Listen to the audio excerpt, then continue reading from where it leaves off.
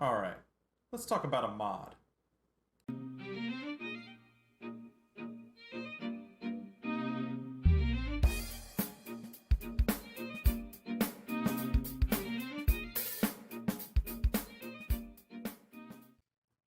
Hello, everybody. I'm the Last Pretender, and today we're going to have a little bit of a special kind of episode where we're going to be talking about a mod. Specifically, we're going to be talking about the jBBM mod, which is a mod I've seen in a lot of circles. One of the things that's kind of, I think, a little bit unfortunate about the sort of Dominion's multiplayer community right now is that it's very balkanized. There are different places where different mods kind of have different levels of prevalence. But I think that this is a very good mob that some people are intensely familiar with and some people have never really heard of. So what I decided to do is bring on the actual creator of the mod, Jay Brereton, right? So say hi, Jay. Hey, how you doing? All right, awesome. So yeah, so today we're going to be talking a little bit about your mod, the jBBM mod, which is of course the Jay Brereton. I know I'm Jay wrong every time. Brereton Balance Mod. Yeah, it's all good. That's right. Don't worry. All right, man. Awesome. So, let's talk a little bit about the mod and kind of what it's designed for. So, overall, it's kind of a balance and kind of information mod, correct? Yeah, I'd say that's pretty fair. So, a big part of the intention with the mod is to make the whole thing much more approachable and just to generally sand off some of the rough edges. So, information is a big part of that. So, let's say, for example, you're playing the vanilla game. You open up the pretender screen, you go, oh, this nation Lemuria looks interesting, and then you can't see any commanders or units on it. I don't think that's particularly useful. So what I've done is, as part of the mod, made all of their free spawn visible and also their summonable commanders. Same things happen for Emil. There's some additional visibility for stuff on Asphodel as well, and just a bit of those kind of changes. Just so that people inside the game can get access to the information without having to rely on third-party sources. Right, absolutely. A little bit more information is good, and I've often talked about on this channel how I think Dominions is sometimes a little opaque whenever it comes to actually perceiving what different nations do, even and that sort of thing. So I think that clarity is very important, and I know that this mod certainly puts an effort to do so. But of course, also being a balance mod, there are certain things that this mod is going to try and kind of even out, like you said, in the rough edges a little bit. So why don't you tell us a little bit about like different kind of spells and sort of strategies that are kind of adjusted a little bit. I know you were telling me earlier about like Swarm and about assassins and remote spells and stuff like that. Yeah, so to those changes specifically, so Swarm in jBBM and Creeping Doom, when you get access to that, it's changed from being like about 20 or 75 entities into basically being like a bug elemental, where the Creeping Doom spell is more like, the living X spells that you get up in Conjuration. In terms of assassins, so assassins in jBBM basically have an additional recruitment point cost. Normally it's one in the specific case of the Shaitan for EA Uber. It's +2 because corruption is a particularly strong mechanic. So the reason I've done that is basically just to try and make it so that the war in terms of effective commander points is kind of more even between factions. So because of the fact that especially seducers can be used for multiple purposes, I think them being recruitment, 3 rather than 2 recruitment points is not particularly out of line, because the way that they operate with a little bit more security than whatever's attacking into them is a really big force multiplier. So obviously, ideally, there'd be a little bit more granularity in the overall recruitment point system, but because I can't change that, I've just tried to do what I can. And in terms of like spells and so on, so there are a whole bunch of different spell changes in the mod. Some of the stuff is things like certain national spells being a little bit reduced in terms of effectiveness. So take for example, spell So Dragon Teeth that was added a little while ago now for Arco Scefle and Phlegra and all that. So in the base game, it's like 10 effects for 1 gem, which is crazy because Spartae are really, really good. So I've changed it to be 2 for 6. And I would say even at that, it's pretty reasonable when you compare it with like earth elementals. Spartae are just hugely better. So, Oh yeah. so that was the choice there. In terms of like wider kind of spell considerations, so some things are just about making spells act in a more reasonable way. So, for example, you can no longer accidentally cast Living Castle on land. Now, it won't do anything, like it won't do anything bad in the vanilla game, but it will waste a commander turn. So what I've done instead is I've made it just non-targetable, except at the sea, just to like reduce any accidents happening, really. And then in terms of like more kind of balancey stuff, so all of the domes have been moved down, both in terms of caster requirement and also in terms of research level. So the earliest ones you get are now at enchantment 4, which is where you'll find Forest Dome and Dome of Solid Air. And the basic, and indeed Dome of Arcane Warding, and the basic impact of this is to make the like the strategic map a bit more interactive between the different factions, and also to allow a kind of wider variety of play. Because at the end of the day, if you're casting Forest Dome or Frost Dome or whatever else on your own forts, then it's not a risk-free proposition. Because at the end of the day, if you want to get some guys teleported in there to try and help with whatever's going on relatively early, then that's making it more difficult for you. But at the same time, what it means is that it's basically not just reduced to gods or like queens of elemental air or whatever to cast a Dome of Solid Air.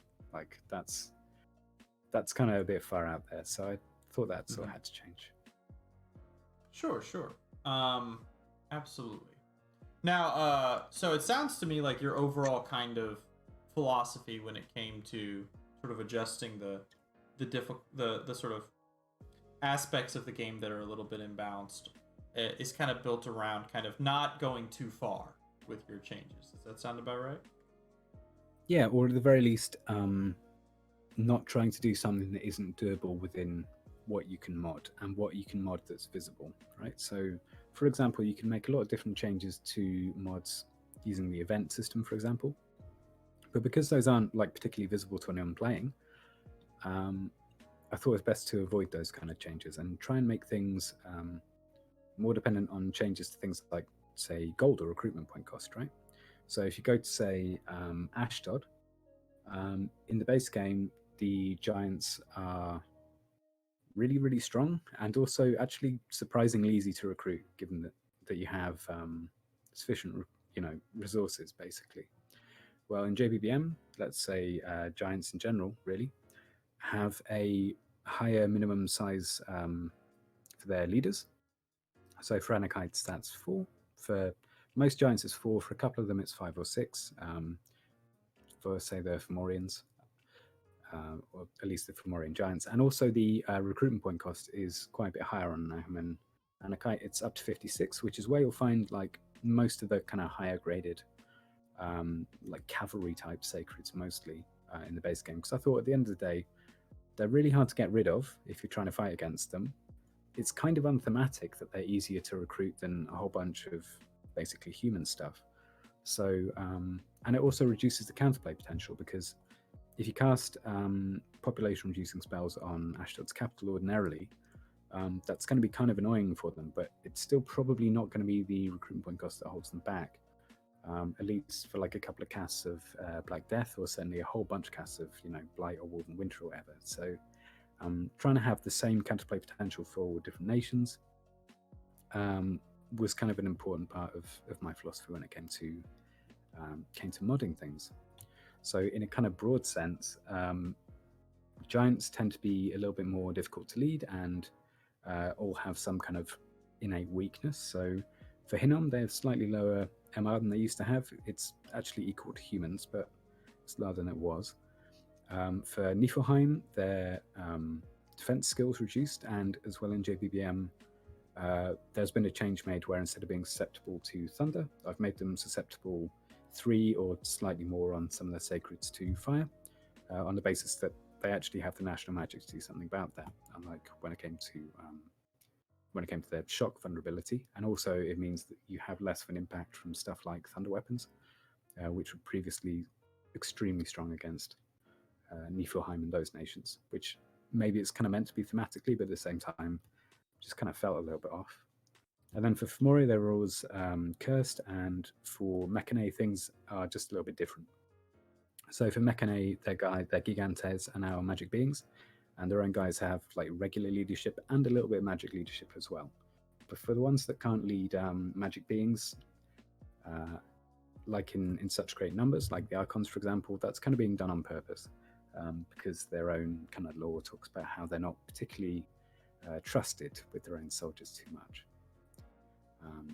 On like a more general kind of basis, so let's say MAOM, their guys are just a little bit more expensive to get because at the end of the day, having relatively strong troops is strong. So the guys are at least kind of 1 gold more expensive. It's not going to break the bank and it's not going to change the game a whole bunch, but it's just a matter of reducing their scaling and to some extent kind of curtailing their ability to kind of stick through the game is just really, really strong.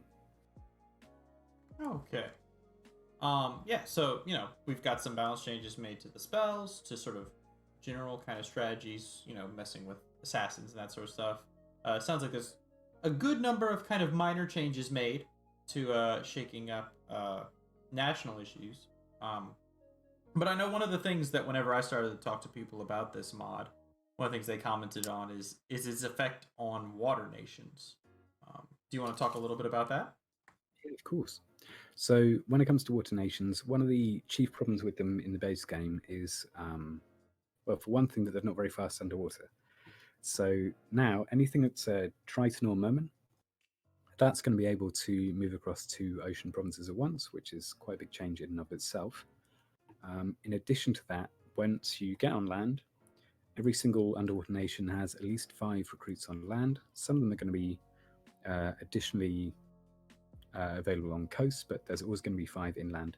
So that's going to comprise a scout of some kind, a commander, at least 1, and then a mage and a priest, so long as your faction normally gets them.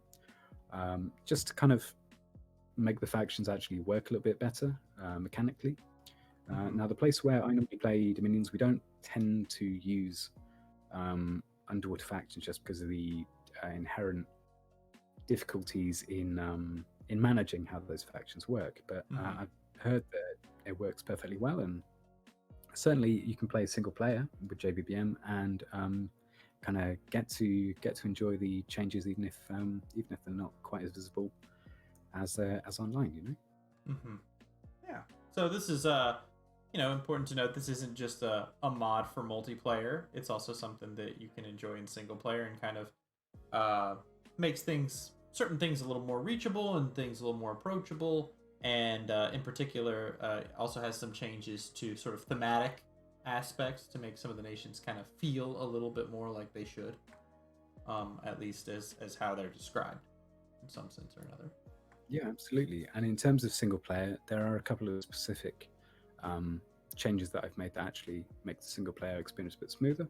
So, for example, for Mictlan, their capital, High Temple, spreads Dominion both in EA and in LA. It doesn't spread it very much, but it's enough to prevent the AI from getting Dom killed, which is quite a positive change, I think.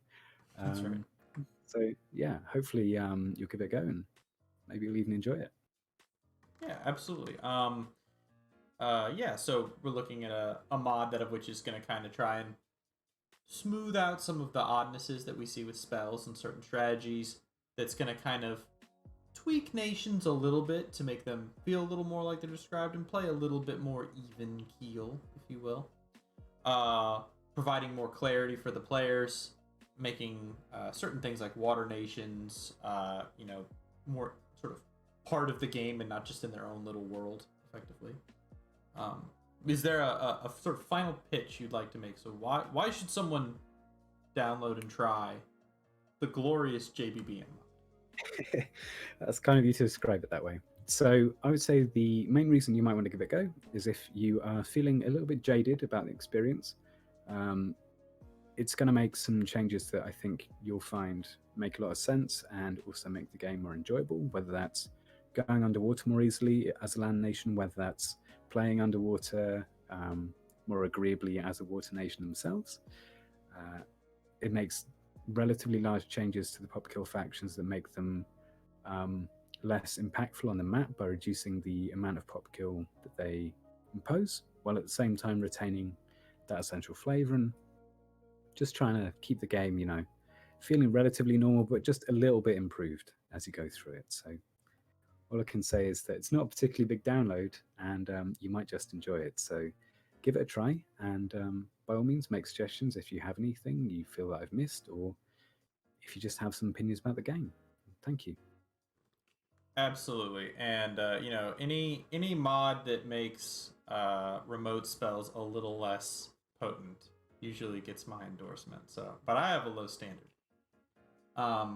Anyway, thank you so much for coming on. I recommend everybody go ahead and at least take a look at his mod. I think it's got quite a lot of interesting things in it that I think a lot of people, as he mentioned, who can get kind of jaded with the base game in certain regards, I think it can be a real breath of fresh air. I encourage everyone to check it out. And you're going to say something, Jay? I'm going to say it's been a pleasure being on with you. Have a good rest of your day. Absolutely. Everybody, have a good one.